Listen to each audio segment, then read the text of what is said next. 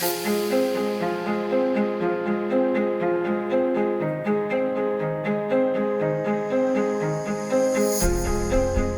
Máster Universitario en Ciberseguridad de la Universidad Pública de Navarra permite especializarse en una de las áreas de más proyección profesional del momento. Las ciberamenazas provocan un impacto global, afectan a empresas de todos los sectores y tamaños, a la administración pública y al ciudadano particular.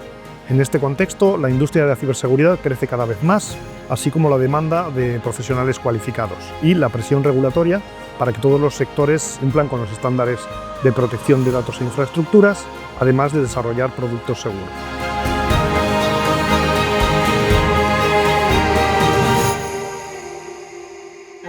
Este máster está pensado para profesionales y también para personas recién egresadas en ingeniería informática o en ingeniería en tecnologías de telecomunicación, y está cimentado en 4 pilares fundamentales. El primero de ellos sería la protección de infraestructuras de comunicaciones y de información. El segundo de ellos sería el desarrollo seguro de productos y de software. El tercero de ellos sería la gobernanza, riesgo y cumplimiento normativo. Y por último, el cuarto de ellos sería la auditoría de seguridad y el hacking ético desde el punto de vista de seguridad ofensiva.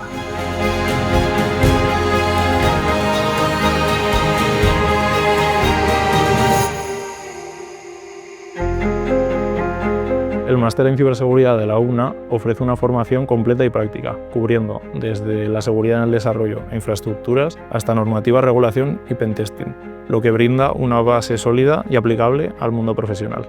Además, al ser un grupo reducido, la cercanía con los profesores facilita el aprendizaje y permite un trato más cercano.